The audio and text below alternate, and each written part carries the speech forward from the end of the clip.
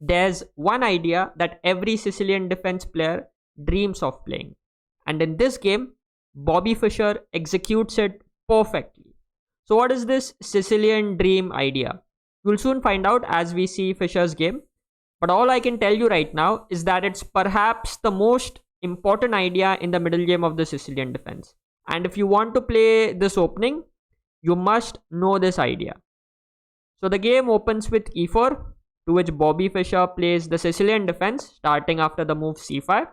On a side note, this game was played in 1957 in the US Junior Championship when Fischer was just 15 years old. White goes knight to f3, developing the knight. Fischer plays d6. White goes d4.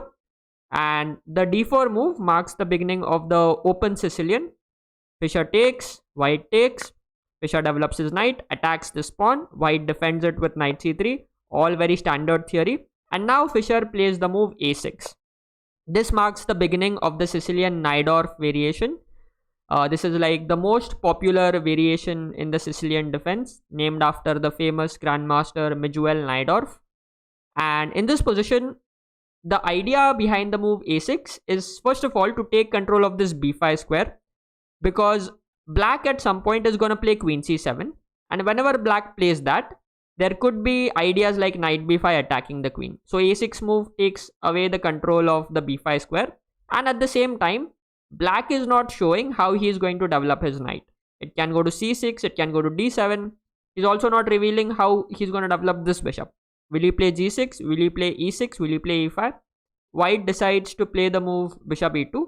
Now, this is considered to be a slow, or let's say a quieter way of playing the Najdorf.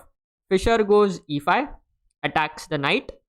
The knight drops back to b3, and Fischer continues his development with bishop e7.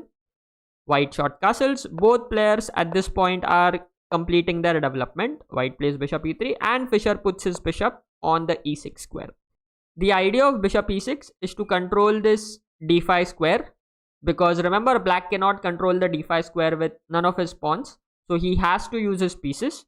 Bishop is one of the pieces defending the d5 square. There is the knight also that is defending the d5 square, and as you will soon see, this plays a very important role in executing the Sicilian dream idea. White plays f3, protecting this e4 pawn, and that also means now this knight is free to go to d5 if it ever wants, because now the e4 pawn is protected, so black cannot take this pawn.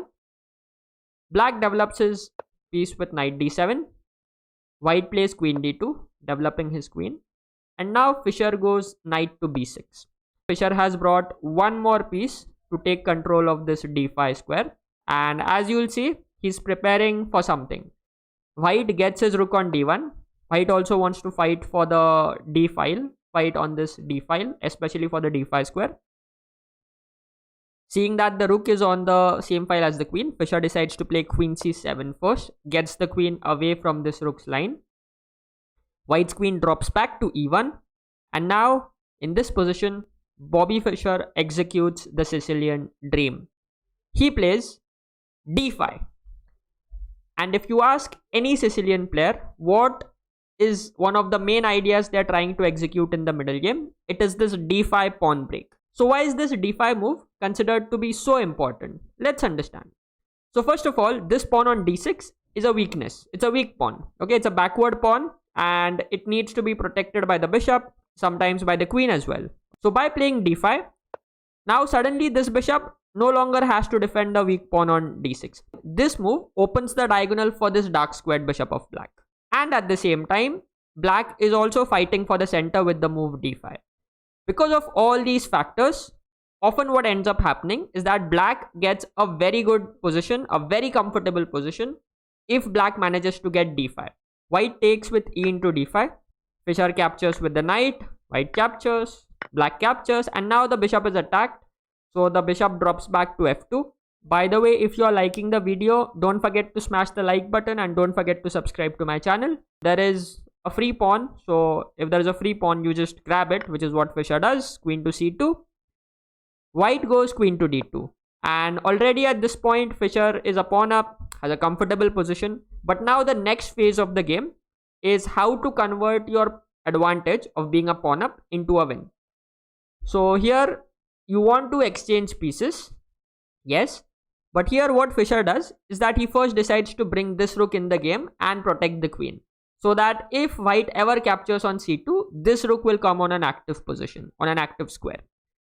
So after rook a c8, white plays rook a c1, challenging the queen. Black captures, white captures, and Fischer goes bishop to g5, skewering both these rooks, which forces white to exchange their rook with black's rook. And once again, whenever you have more exchanges, it favors the side which is ahead in material, especially when you can exchange pieces. So after rook c8, Fischer takes back the rook. White puts his rook back on d1, and Fischer goes rook c2, invading along this second rank. The rook is going to start munching on these pawns. The rook is already attacking white's pieces here. And seeing the destruction that is about to come, white resigned in the position. And Fischer won the game and eventually went on to become the US junior champion with a score of 8.5 out of 9. Just like Fischer executed the dream Sicilian idea here, another GOAT, Magnus Carlsen, introduced a weird looking novelty to counter the Sicilian defense. You can check the game out on the screen.